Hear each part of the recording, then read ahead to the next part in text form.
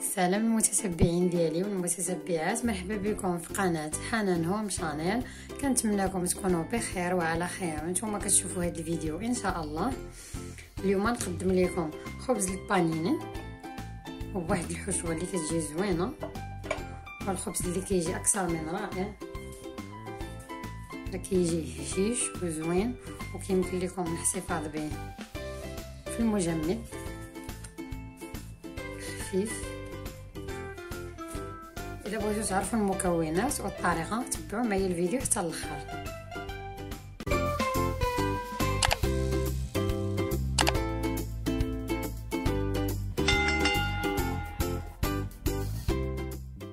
بالنسبه لمكونات العجين كنحتاجو 500 غرام ديال الدقيق، شويه ديال الملحه،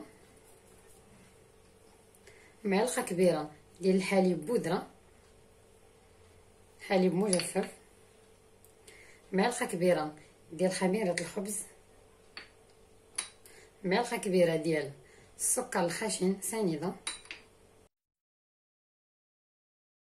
معلقه كبيره ديال الزبده مذوبه، وكاسه العنبه ديال الحليب دافي ما يعادل 160 ملل. نبداو بعجن العجين. نديرو الملحه، حليب بودره،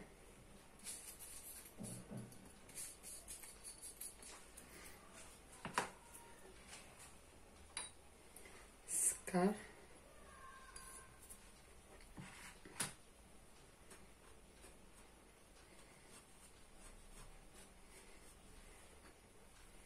كنديرو الخميره،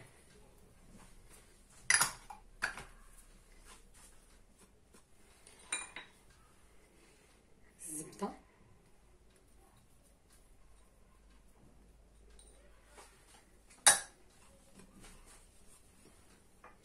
البنات انا درت كاس ديال العنبه ديال الحليب دافي دفيته من قبل،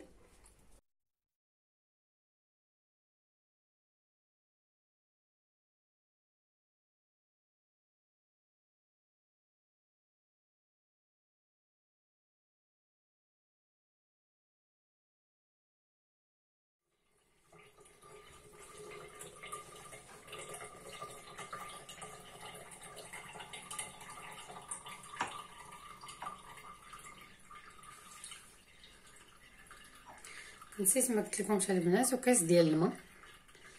كنخلطوا العجين ديالنا بكاس ديال الحليب دافي وكاس ديال الماء دافي، كنبقاو نكبو شويه بشويه حتى تجمع لنا العجين ديالنا. هنا من بعد ما جمعت العجين ديالي كندهن شويه الزيت في يديا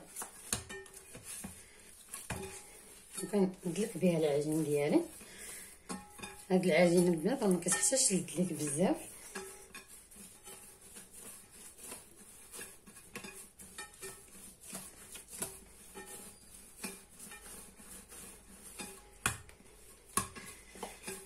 البنات باش نبداو نجمعوا العجين ديالنا الا كان خاصنا شويه الماء نزيدو، ولكن من الاحسن العجين تجينا بحال هكا بحال الشكل ديال العجينه ديال الطبور. صافي البنات هنا جمعت العجين، جمعته مزيان وراه ما دلكتوش بزاف، يعني ها كتجمعيه كدلكيه غير بين يديك واحد شويه صافي. كديريه في بلاستيك غذائي وتخليه حتى يضاعف الحجم ديالو.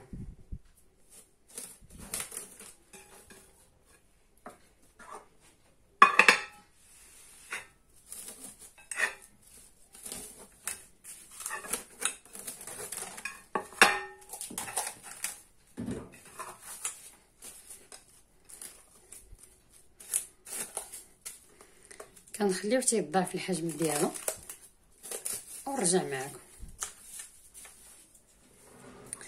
هانتوما البنات العجين ديالي كيخمر، راه كيخمر دغيا واحد نص ساعه بحال هكاك كيخمر. سيرتو الا حطيتوه فشي بلاصه تكون دافيه اولا تشعلوا الفران يدفى شويه وتخشيو فيه العجين ديالكم، تكون مغطيه فشي طبسيل ولا فشي بواطه وتخشيوها، راه كتخمر لكم دغيا وتجبدوها الا كنتو زربانين بها.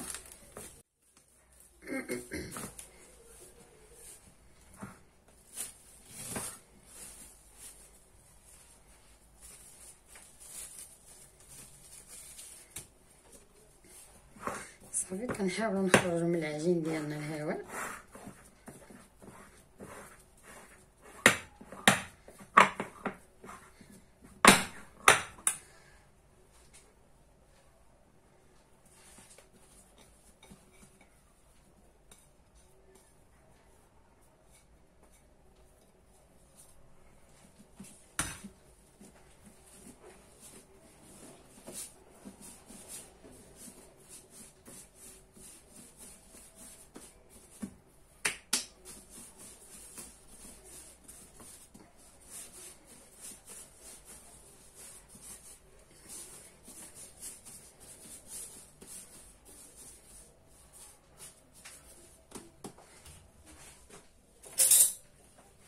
كنجيو كنقسموا العجين ديالنا على حساب واش باغا بانيني يكون كبير ولا صغير.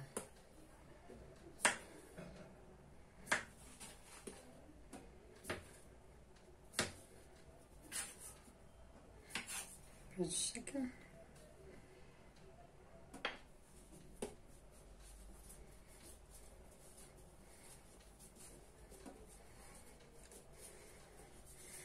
كنحاولوا نكوروهم على هذا الشكل.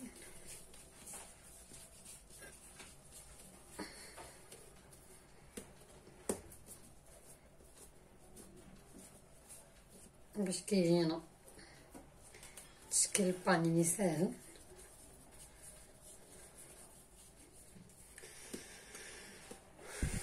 صافي من بعد ما كورنا العجين ديالنا كنبداو نشكلو خبز البانيني ديالنا. كنجيبو الكويره ديالنا بحال هكا، كنحاولوا نديروها بيدينا بحال هكا، نطولوها باش تولي لنا على شكل طولي، ونديرو ليها بالمثل ديالنا بحال هكا.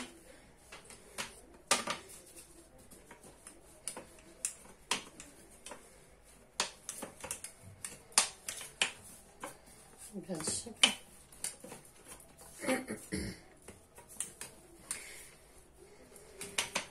العجين ديالي كنديرها بالمدلك، كنسرحها بالمدلك غير على الشكل الطولي، ما كنمشيش للعرض. العرض كنخليه بحدا.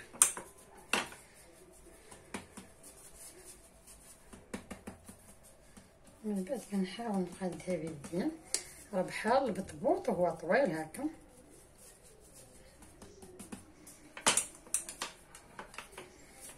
كما قلت لكم على حسب البانيني قداش بغيتو، واش كبير ولا صغير.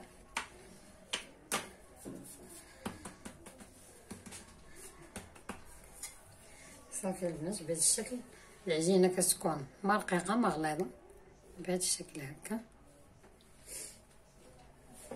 كنكونوا جايبين شي لاطه او بلاطو كنسرحوا عليه الزيت ديال الخبز، وكنديروا الخبيزات ديالنا باش يعاود يخمر.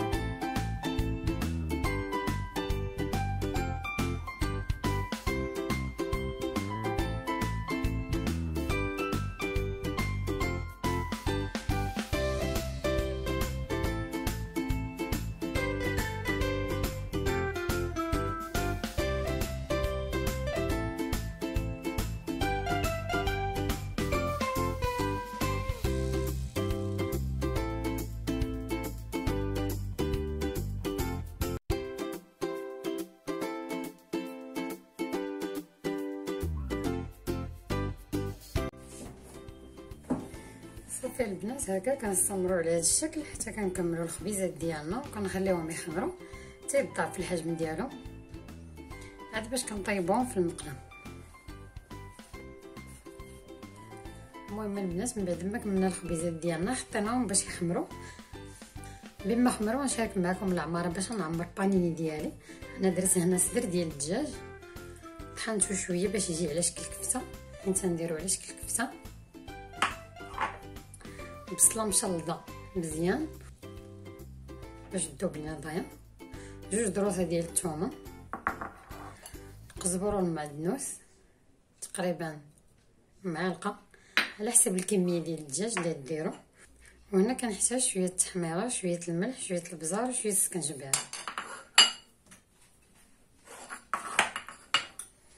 غادي ناخذ الكفته ديالنا نديرو عليها البصله والعطريه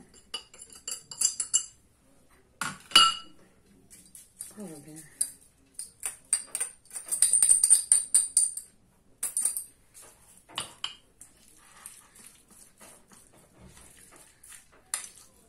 انا درت شويه الزيت في المقله يسخن، خلطت الكفته ديالي مزيان، كنبدا نهز كنديرهم على شكل خبيزه صغار.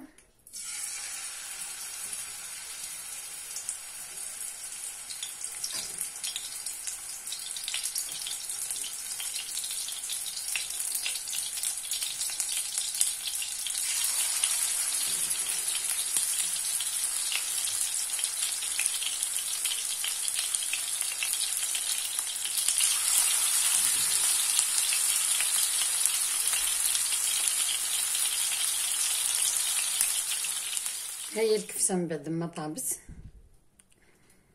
راه كتجي هائله.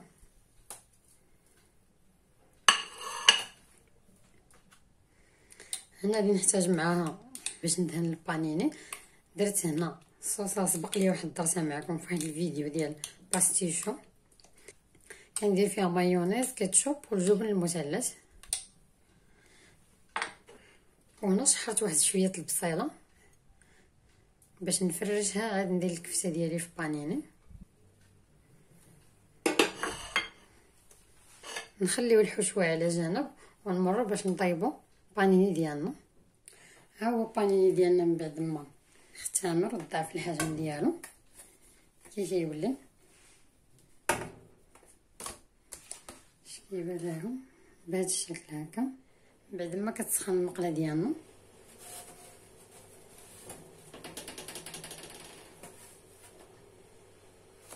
كنجيبو الخبيزات ديالنا. البنات ما واش كيبان لكم، ها هو راه كاين تافخ كيجي هائل زوين ودغيا كيطيب، كيشدش الوقت بزاف، كيجي بحال الشكل ديال البطبوط.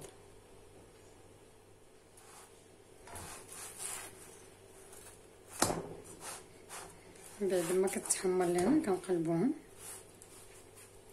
البنات كنحاولوا ما نطيبوهاش بزاف حيت باقي هذه نديروها في البريصه. وبالنسبه اللي غادي يحتفظ بهم في المجمد راه تقدروا تحتفظوا بهم في المجمد. انا راه كندير كميه لا باس بها وكنحتفظ بها في المجمد، ما يطيبوش بزاف حيت باقي كتكمل لنا الطياب ديالنا في البريصه. نقدروا ما نديروهمش كاع في البريصه، بس بالنسبه لي ما متواجداش عنده اله ديال البانيني يقدر يعمر الساندويتش ديالو ويديرو غير في المقله، ما كاين حتى شي اشكال. هانتوما بالنسبه للبنات نقدروا نحتفظوا به في المجمد وما نحمروش بزاف حيت باقي غادي يكمل لينا تحمر في اله ديال البانيني. نقدروا نحتفظوا به في المجمد، راه كيبقى زوين فاش كنجبدوه من الفريغو من المجمد بحال يلا طيبناه. صافي كنستمروا على هذا المنوال حتى كنكملوا الطياب ديال البانيني ورجع معكم. صافي ها هو البانيني ديالنا وجد كما كتشوفوا، كيجي رطب. هانتوما البنات كيجي رطب وهائل. بالنسبه للبنات كما قلت لكم اللي بغات تحتفظ به في المجمد طيبوا بهذا الشكل، ما تحمروش بزاف، اكتفيوا انه يطيب لنا غير من الداخل حيت باقي غادي نكملوا فيه الطياب. هانتوما نمرو دابا باش نعمروه وتشوفوا كيفاش كيجي. هنا من بعد ما برد بانينه كنجيو نحلو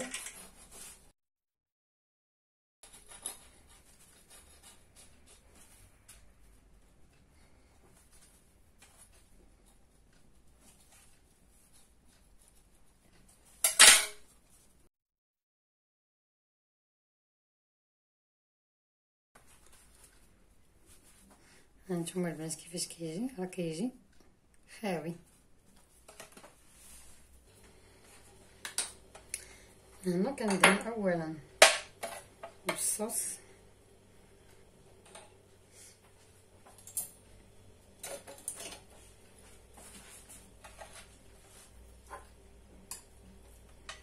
كنجيب شويه البصل كنفرتوها من الفوق هكا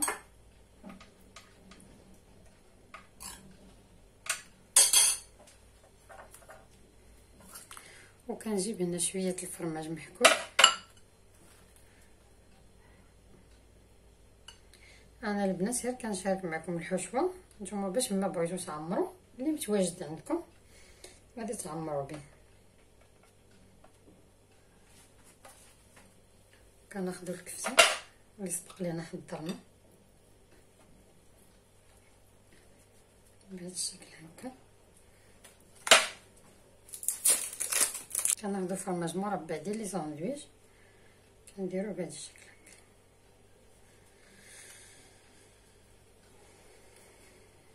صافي. كنحطوه على جنب.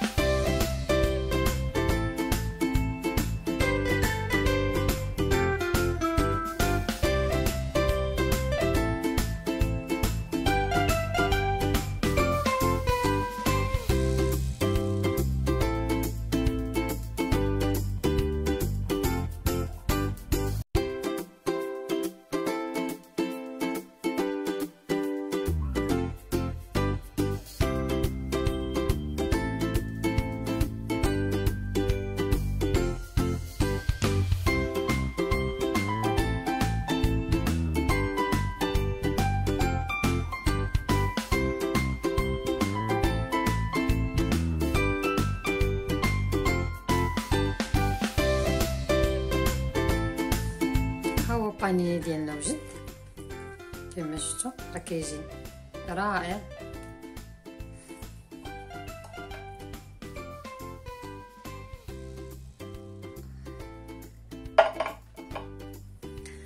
كنتمنى يعجبكم وتجربوه وبالصحه والراحه، والى الفيديو الجاي ان شاء الله.